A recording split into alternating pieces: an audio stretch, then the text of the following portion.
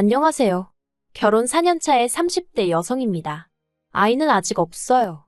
남편이나 저나 일부러 피하는 것도 아니고 병원에서도 아무 이상이 없다는데 어째 생기지가 않네요. 그래도 남편이나 저나 생기면 낫는 거고 안 생기면 안 생기는 대로 우리 둘이 행복하게 살면 된다는 주의라서 크게 스트레스를 받지는 않아요. 물론 친정부모님은 그래도 하나 정도는 낳았으면 하시는 눈치시지만요. 근데 오늘 제가 그 이야기를 하러 온 건 아니고요. 개념 없는 시댁 식구들 흉을 좀 보러 왔네요. 제가 시동생과 동서에게 반감을 갖게 된 이야기를 하려면 일단 제 결혼 생활부터 이야기를 해야 할 것 같습니다. 남편과는 대학교에서 선후배 사이로 알게 되었어요. 하지만 처음부터 가깝게 지냈던 것은 아니고 졸업을 앞두고 취업 스터디를 하면서 본격적으로 가까워졌네요. 지금의 회사에 합격하기 전까지 정말 무수히 많은 탈락의 고배를 마셨는데 그때마다 저한테 할 수 있다고 기죽지 말라고 힘을 준 사람이 지금의 남편이었거든요. 이후로 남편은 남편대로 저는 저대로 취업에 성공했고 어느 정도 회사 생활에 적응을 하고 나서는 진지하게 사귀기 시작했습니다. 어느 다른 연인들처럼 울고 웃으며 추억을 만들어갔지요. 그렇게 5년을 만났을 때 남편이 먼저 결혼 이야기를 꺼내더라고요. 이 정도면 우리 서로 알건 다 알지 않냐면서 이제 한 집에서 살자는 투박한 프로포즈였어요. 그런데 남편에게 프로포즈를 받고 처음 시댁에 인사를 드리러 간 날이었습니다. 여담이지만 결혼 이야기가 나오기 전에는 한 번도 시부모님을 만나뵌 적이 없어요. 남편이 자리를 만들지도 않았고 제가 먼저 뵙고 싶다고 한 적도 없었거든요. 그래서 처음 인사를 드리러 가는 자리가 무척 긴장이 되더라고요. 그런데 제가 인사를 드리러 간 날, 집에는 생각지도 못한 손님이 와 있었습니다. 그건 바로 시동생의 여자친구, 그러니까 지금의 동서였지요. 동서는 시동생과 연애를 시작한 이후로 곧잘 시댁에 드나들고 있었고, 저도 그 사실은 남편에게 들어서 알고는 있었어요. 하지만 뭐랄까, 제가 인사를 드리러 가는 날까지 동서가 그 자리에 와 있을 이유가 있나 싶더라고요. 엄밀히 말하면 당시에는 시댁 식구도 아니었으니까요. 하지만 제 그런 생각과는 별개로 어머님 아버님과 저와 남편이 테이블을 가운데 놓고 둘러앉았는데 시동생과 동서도 자연스레 합석을 하대요. 제가 남편에게 슬쩍 동서는 어디 다른데 가 있으라고 하면 좋겠다고 눈치를 줬습니다. 하지만 남편도 상황이 여의치가 않은지 말할 타이밍을 못 잡더라고요. 그래서 어쩔 수 없이 저 여자는 지금 없는 사람이다 생각하고 최대한 어머님 아버님께 집중하며 대화를 이어나갔어요. 그런데 그때 동서가 할 말이 있다며 대화에 끼어들었습니다. 좀 당황스러워서 동서를 쳐다봤는데 동서는 저는 안중에도 없는 눈치였어요. 그리고는 금세 눈에 닭똥 같은 눈물을 주렁주렁 매달고선 어머님 아버님더러 자기들이 먼저 결혼식을 하게 허락해달라대요. 저는 제 귀를 의심했습니다. 이게 갑자기 웬 뚱딴지 같은 소린가 싶어서요. 그런데 알고 보니까 물론 저 빼고 다른 사람들은 다 알고 있던 눈치였지만요. 시동생보다 동서가 4살 연상이 돼요. 저보다도 한 살이 많았고요. 동서는 자기 나이가 벌써 33이라며 더 나이 먹고서 결혼하기 싫다며 자기 딴에는 그간 어머님 아버님도 자주 찾아뵙고 했으니 소위 그럴 짬이 된다고 생각한 건지 결결혼 먼저 하게 해달라고 아주 울며불며 난리도 아니었습니다. 졸지에 저는 시댁에 인사를 드리러 갔다가 못 볼 꼴을 보게 되었고 난처해하시는 시부모님이 딱해 보여서 그러면 그렇게 하라고 했어요. 5년을 만났는데 1년 더 연애 못하겠냐 그런 마음이었습니다. 그런데 동서가 얼마 안가 하는 말이 자기네는 봄에 결혼을 하고 싶으니까 저희더러 내년 가을쯤에 하라나요. 어이가 없어서 제가 남편더러 자기가 뭔데 날짜까지 정해주고 난리냐고 웃기지도 않는다고 했어요. 남편도 저렇게 경우가 없는지는 몰랐다면서 아무래도 제가 자기보다 어리니까 말을 쉽게 하는 것 같다고 저더러 조심하라대요. 하지만 동서의 헛소리는 그게 다가 아니었습니다. 결혼 준비를 하는 과정에 있어서 어머님이 저희를 부르셨는데요. 어머님이 하시는 말씀이 동서가 얼마 전에 그러더랍니다. 자기네는 많이 배우지도 못했고 직업도 불안정하니까 시부모님이 많이 도와주셔야 하고 반면에 저희는 둘 다 좋은 직장을 다니고 있으니 알아서 잘할 거라며 한마디로 그러니까 자기들한테 결혼 자금을 몰아달라 했다는 거예요. 솔직히 남편이 자기 얼굴에 침 뱉기 같다며 저에게 자세히 말하기를 꺼리긴 했지만 시동생이 착실한 성격은 아닙니다. 학교를 다닐 때도 사고를 하도 많이 쳐가지고 그나마 학교 졸업한 것만으로도 시부모님이 감격스럽다며 눈물을 흘리셨을 정도라니까요. 그런데 동서가 결혼자금 이야기를 하면서 어머님한테 그러더랍니다.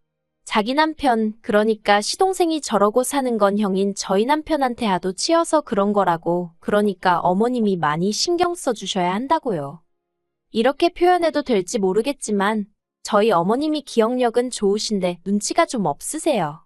그러니 그런 이야기도 저희한테 별 생각 없이 하셨겠지요. 하지만 어머님은 어떤 기분이셨는지 몰라도 저나 남편은 기가 차서 말도 잘 안 나왔어요. 시쳇말로 자기가 이 집에서 뭐나 되는 줄 아나 어떻게 어머님을 상대로 그런 이야기를 하지 싶은 게 생각할수록 어처구니가 없더라니까요.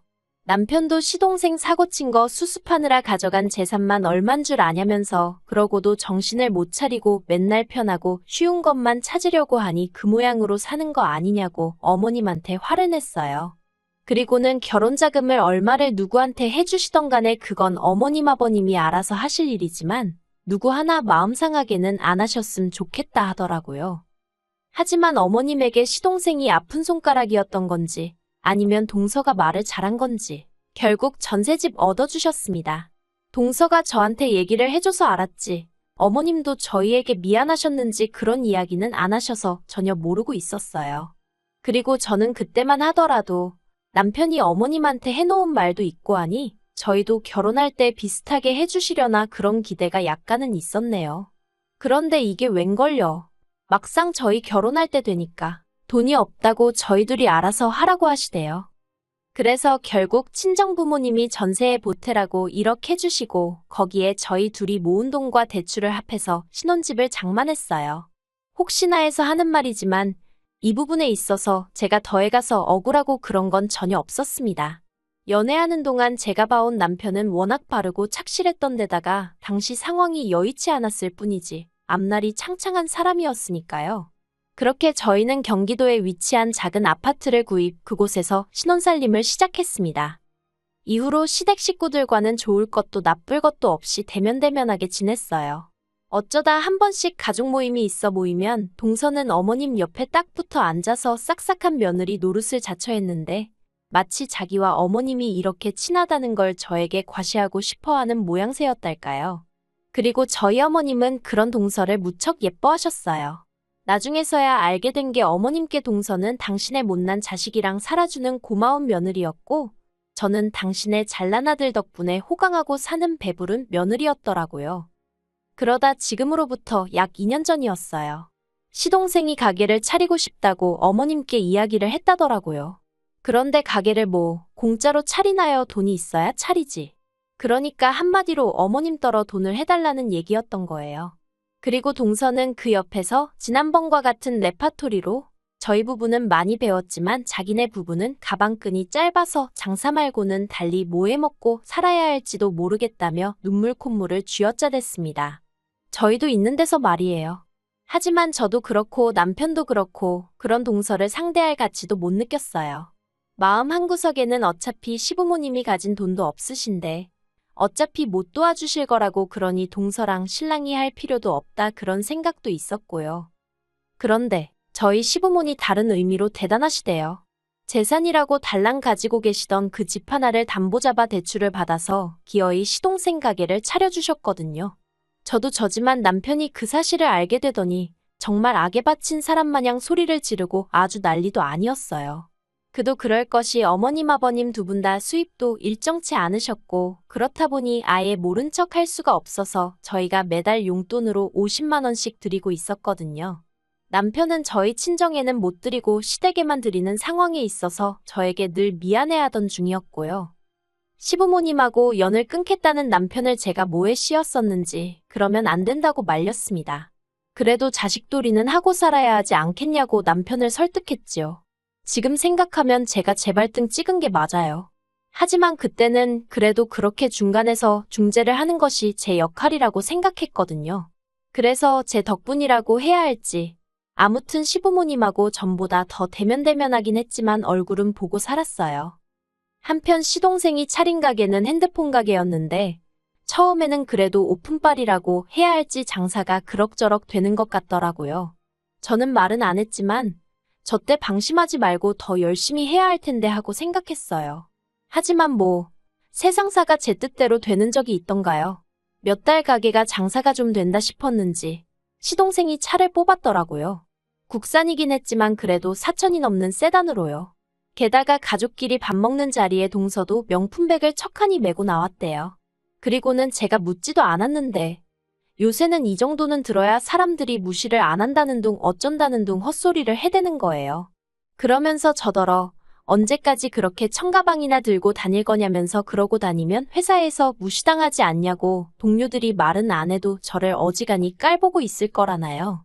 정말이지 하는 말이 꼴 같지도 않아서 그거야 사람들 생각하는 수준에 달린 거 아니겠냐고 한마디 해버렸네요.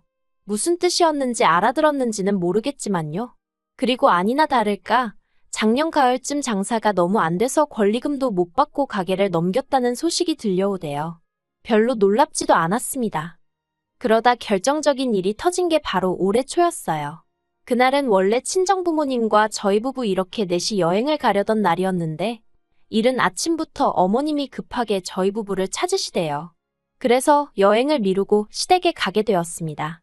가는 내내 저는 저대로 친정부모님께 미안해서 마음이 안 좋았고 남편은 정초부터 부르는 게 심상치가 않다며 기분이 가라앉아 있었어요.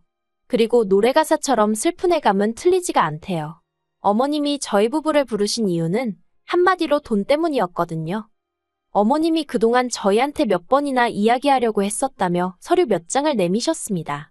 장황하고 복잡하게 여러 가지 내용들이 적혀 있었는데 그중에서도 눈에 딱 들어온 건 어머님이 꽤나 긴 시간 동안 대출을 갚지 않고 계셨더라고요. 아니 더 정확히 표현하자면 시동생이 갚았어야 하는 대출인데 시동생이 그동안 나 몰라라 하고 있었던 거지요. 그러자 결국 은행에서 어머님 아버님 사시는 아파트를 임의경매로 넘긴다고 편지를 보내온 거였어요. 어머님이 저희더러 일을 어쩌면 좋겠냐 하시더니 혹시 돈 좀 있냐고 그러셨습니다. 제가 얼마나 필요하시냐고 물었어요. 일단 급한 불이라도 꺼야 하지 않을까 싶어서요. 그러자 어머님이 기다렸다는 듯이 다행이다 하시면서 일단 1억부터 보내랍니다. 제 예상을 훨씬 웃도는 액수라 저도 모르게 헛소리를 절로 냈어요. 그리고 옆에 있던 남편이 진짜 너무한 거 아니냐면서 버는 사람 따로 쓰는 사람 따로냐고 소리를 지르더라고요. 돈도 없지만 있어도 절대 못 준다면서요. 그리고 그때 작은 방 방문이 열리면서 시동생이랑 동서가 나오대요. 방에 있었으면 진작에 나올 것이지. 자기들한테 불리한 상황이니까 숨어있던 거잖아요. 얼마나 한심하고 꼴 보기가 싫던지요. 제가 시동생더러 차는 팔았냐고 물었습니다.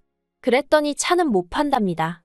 팔아봤자 얼마 건지지도 못한다고. 그리고 요새 차 없으면 사람들이 사람 대접도 안 해준다나요.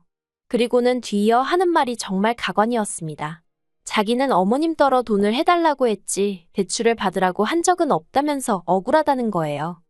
듣다 못한 남편이 결국 화를 주체하지 못하고 네가 사람이냐면서 시동생을 때렸습니다.